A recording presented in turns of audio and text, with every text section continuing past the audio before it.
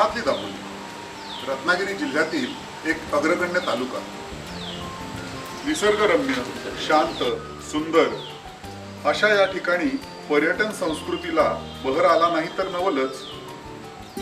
प्रेक्षणीय आणि तरी निवांत अशी कितीतरी पर्यटन स्थळं दापोली तालुक्यात लक्षवेधी ठरली आहेत. कड्यावरचा गणपती, गोदावऱ्याची गरम पाण्याची कुंड, पन्हाळे दुर्गचा इतिहास प्रसिद्ध लेण्या, सुवर्णदुर्ग सारखे वारसा सांगणारे गडकिल्ले आणि देवळावर कळस असावा तसं हे बाळासाहेब सावंत कोकण कृषी विद्यापीठ. आता तर एज्युकेशन हब अशी नवी ओळख दापोलीला लाभली. हे झालं दापोलीचं एक प्रकाशित अंग. पण प्रकाशाची दुसरी बाजू अंधाराची, अंधश्रद्धांची. दापोलीतही अंधविश्वासांचा सुळसुळाट आहेच. मंत्रतंत्र, भगतगिरी, करणी, भानामती, मूठ मारणं, काय नाही ते विचारा. खरं तर प्रबोधनाचा मोठा वारसा दापोलीला लाभला. एक नव्हे, दोन नव्हे, तीन भारतरत्न या दापोलीनं भारताला दिले. आदरणीय डॉक्टर बाबासाहेब आंबेडकर, महर्षी धोंडोकेशव कर्वे आणि महामहोपाध्याय पावा काणे. आणि अशा दापोलीनं अंधश्रद्धेमध्ये रुतावं? होय, हेही वास्तवच आहे. आतापर्यंत याच्या विरोधात कोणी ना कोणीतरी लढत आलेलंच आहे. अशाच एका उपक्रमाची एक आगळी वेगळी सत्य कहाणी.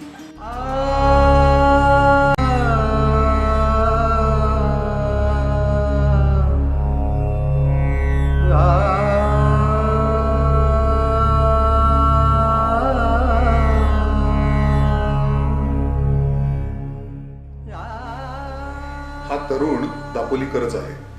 व्यवसायानं पत्रकार, पण वृत्तीनं समाजकार्यकर्ता. भीती हा विषयच त्याला माहिती नाही. या निर्भय युवकाचं नाव आहे मनोज पवार. बेळगावच्या दैनिक तरुण भारतचा दापोली प्रतिनिधी. तरुण पिढीतल्या मुक्ता दाभोलकर या अंधश्रद्धा निर्मूलन करणाऱ्या खमक्या कार्यकर्त्यांचं स्नेह, सहकार्य मनोज पवार यांना लाभलं.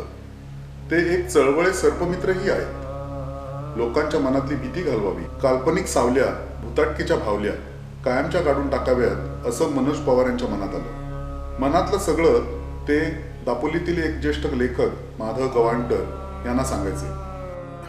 गवाणकर सरांनी त्यांच्या वाचनात आलेल्या एका वेगळाच उपक्रम मनोज पुढे मांडला. मित्रहो, वर्तनातलं परिवर्तन हे नेहमी मुलांच्या आणि युवकांच्या बाबतीमध्येच घडवायचं असतं असं मी मानत आलो. मनोज पवार हा लहानपणापासूनच अतिशय धडपड्या, चळवळ्या, पण प्रयत्नवादी आणि बुद्धिवादाकडे झुकलेला असा तरुण होता. आणि त्यामुळे त्याला मी जेव्हा या स्मशानातला वाढदिवसबद्दल सांगितलं तेव्हा त्याने ते लगेच पिकअप केलं आणि असं ठरवून टाकलं की मी हा उपक्रम कोकणामध्ये, दापोलीमध्ये सुरू करेन.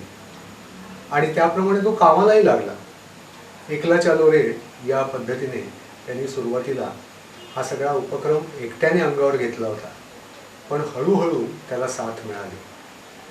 काही वेळा असं असतं की आम्ही शिक्षक सांगतो ते एका कानावरून दुसऱ्या कानावरती सोडून दिलं जातं. पण मनोजने तसं केलं नाही. आणि त्यामुळे बुद्धिवादाच्या संदर्भात बोलायचं तर तो खरा शिष्य ठरला. इतकंच नव्हे तर समाज साथ देत नाही म्हणून एखादी गोष्ट लगेच निराश होऊन सोडून जायची असं पण त्यानं केलं नाही. तर तो जिद्दीने तो उपक्रम चालवत राहिला, याला महत्त्व आहे.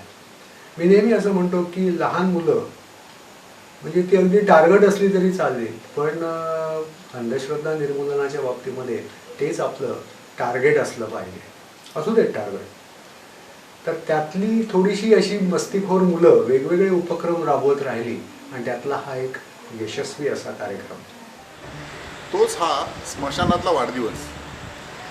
1996 पासून सुरू झालेला एक आगळा वेगळा उपक्रम.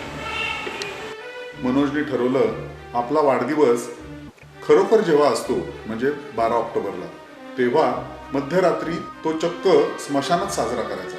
मित्रमंडळींना तिथे बोलवायचं, गोडधोड खायचं आणि तेही स्मशानात बसून. पहिल्या वर्षी या गोष्टीचा सगळा फज्जाच उडाला. पहिलं वर्ष कोणीच आलं नाही, दुसरं वर्षही कोणी आलं नाही, तिसऱ्या वर्षीही तीच गत, चौथ्या वर्षी सुद्धा मनोज एकटा या स्मशानामध्ये गेला आणि रात्री स्वतःचा वाढदिवस साजरा करून आला. जिद्दच ती. स्मशानही तसं दापोलीच्या लगतच्या रानगर्द भागातलं. गवत, झाडं झुडपं ती साफ करून तिथं जावं लागायचं. पण ते स्मशान का निवडलं? कारणही तसं भावनिक होतं. मनोज पवार यांच्या भावाचं हेमंतचं निधन झाल्यावर या ठिकाणी त्याला माती देण्यात आली. त्या स्मृतीचा एक दगड तिथं अजूनही आहे. स्थानिक छायाचित्रकार प्रशांत कांबळे हे मनोजचे मित्र. स्मशानातल्या वाढदिवसाला ते सर्वप्रथम मनोज बरोबर उपस्थित राहिले. खरं तर मनोजने जेव्हा पहिल्यांदा मला ही संकल्पना सांगितली तेव्हा मलाही खूप कौतुक वाटलं. स्मशानातला वाढदिवस साजरा करायला मी सुद्धा खूप उत्सुक होतो. आणि मग वाढदिवसाच्या आदल्या दिवशी आदल्या रात्री 12 वाजता आम्ही त्या स्मशानामध्ये गेलो. मनोजने खूप चांगली व्यवस्था त्या ठिकाणी केलेली होती. मनोजने त्या स्मशानामध्ये मेणबत्त्या लावल्या. आम्ही दोघांनी गोडधोड खाल्लं आणि मग तो वाढदिवस झाला. खरं तर बघायला गेलं तर ही अतिशय साधी कृती आहे. स्मशानात वाढदिवस साजरं करणं ही अतिशय साधी कृती आहे. पण आज इतक्या वर्षानंतर कळतंय की त्या कृतीतलं जे सातत्य आहे त्या सातत्याने मनोजच्या आजूबाजूला असलेल्या माझ्यासारख्या मित्रांना, त्याच्या घरातल्या मंडळींना, त्याच्या अनेक मित्रमंडळींना ही गोष्ट जाणून दिली की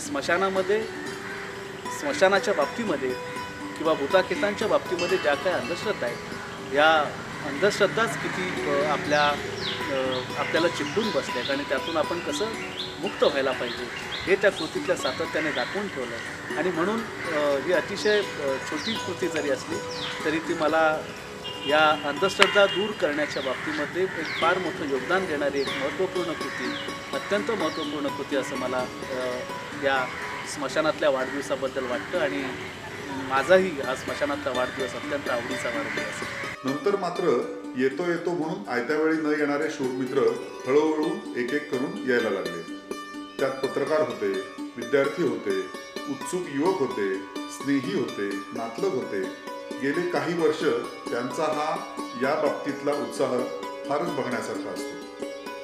मनोज माझा अतिशय जवळचा मित्र. 12 ऑक्टोबरला मनोजचा वाढदिवस असतो. त्या वाढदिवसानिमित्त मनोजने आम्हाला बोलवणं केलं की आज माझा वाढदिवस आहे, वाढदिवसाला यायचं. आणि म्हटलं ठीक आहे, चला जाऊयात. मनोजनी नंतर आम्हाला स्थळ सांगितलं. स्थळ सांगितल्यानंतर आम्ही थोडेसे घाबरलो. स्मशानात वाढदिवस करायचा आहे, अरे बापरे आता काय करायचं, जायचं का नाही जायचं अशी मनस्थिती होती, भीती होती मनात. पण म्हटलं चला मनोजने बोलवलं आहे जाऊयात म्हणून गेलो. गेल्यानंतर भीतभीतच गेलो. मनोजचा वाढदिवस तिथे आम्ही जशा प्रकारे घरात साजरा करतो त्या प्रकारे साजरा केला. रात्री जाऊन तिथे स्मशानात हे असे उपक्रम करणं हे जरा भीतीदायकच होतं. पण मनोजने एक चांगला उपक्रम केला. त्यांनी लोकांपर्यंत एक उत्तम संदेश दिला की भूत खेतं ह्या होत्या, हे अंधश्रद्धा आहेत सगळ्या. हा एक संदेश चांगला दिला, त्याचा आज आम्हाला अभिमान वाटतो आहे. आणि खरंच मजा आली. नंतर जी काही भीती होती ती मनातली निघून गेली आणि एक वेगळं एन्जॉयमेंट आम्ही त्याच्यातून केलं. गेली कित्येक वर्ष मनोज माझा मित्र आहे, परंतु गेली 4 वर्ष मी त्याच्या वाढदिवसाला स्मशानभूमीत मध्यरात्री. पूर्वी मला खूप भीती वाटायची. हा सांगायचा की मी रात्री 12 वाजता स्मशानभूमीमध्ये माझा वाढदिवस साजरा करतो, तू येऊन तर बघ. गेली 4 वर्ष मी त्याचे जायला लागलो. आत्ता माझ्या मनामध्ये कोणतीही भीती राहिलेली नाही. पूर्वी मला जे काय वाटायची भीती ती माझी पूर्णतः भीती निघून गेलेली आणि ही पूर्णतः अंधश्रद्धा आहे असं मला जाणवतं. डॉक्टर नरेंद्र दाभोलकरांशी ज्या वेळेला मनोजची चर्चा झाली त्यावेळेला डॉक्टर दाभोलकरांनी सुद्धा कबूल केलं होतं की जर का त्या दिवशी मी दापोलीत असेन तर मी नक्की तुझ्या वाढदिवसाला स्मशानात येईन. पण ते नाही जमलं. पण आजही डॉक्टर दाभोलकरांच्या स्मृती मनोजच्या मनामध्ये तेवत आहे. स्मशानातील मध्यरात्रीचा वाढदिवस या संकल्पनेची बीज माझ्या आईवडिलांच्या लग्नातच पेरली गेली होती असं मला वाटतं. कारण माझे वडील वेगळ्या धर्माचे व आई वेगळ्या धर्माची होती. यामुळे लहानपणापासूनच कोणत्याही विशिष्ट धर्माचा पगडा माझ्यावरती पडला नाही. कालांतराने पत्रकार झालो. गेली 20 वर्षे मी ह्या क्षेत्रामध्ये आहे. या 20 वर्षामध्ये अनेक बुद्धिवंत लोकांशी माझा संपर्क आला. यामुळे हे विचार अधिक दृढ होत गेले. यामध्ये मला प्रामुख्याने डॉक्टर दाभोलकर, मुक्ता, अनिश, माधवदादा व ज्येष्ठ समाजवादी नेत्या मृणालताई गोरे यांचा उल्लेख करावासा वाटतो.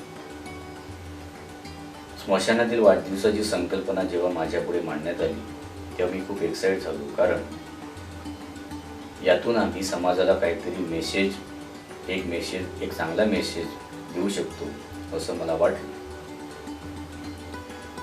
आम्ही गेली 19 वर्ष सातत्याने हा उपक्रम इथे राबवत आलेलो आहोत. या उपक्रमाकरिता 19 वर्षात मला अनेकांनी खूप प्रकारे सहकार्य केले. या 19 वर्षामध्ये आम्हाला स्मशानामध्ये एकदाही भूत आढळून आलेलं नाही. यामुळे या सर्व अंधश्रद्धा आहेत, भ्रामक कल्पना आहेत, मनाचे खेळ आहेत असं आम्ही आता ठामपणे सांगू शकतो. स्मशानामध्ये काहीही खाऊ नये असा एक समज आहे. याला छेद देण्याकरिता मी माझा वाढदिवस माझ्या मित्रमंडळीसह तिथे गोडधोड खाऊनच साजरा करतो. आम्ही फार मोठं काम केलेलं आहे असा आमचा दावा अजिबात नाही, परंतु समाजाने नक्की विचार करावा असा एक मेसेज आम्ही समाजापुढे ठेवलेला आहे आणि यातच आम्हाला आनंद आहे. तर मंडळी, तुम्हाला या उपक्रमाबद्दल काय वाटतं? तुमच्या प्रतिक्रिया आमच्या दृष्टीने खूप मोलाच्या आहेत. तुमच्या विभागात यातून प्रेरणा घेऊन तुम्ही काही असं वेगळं नवं काही कराल? आम्हाला वाटतं नक्कीच करा. आम्ही वाट पाहतो.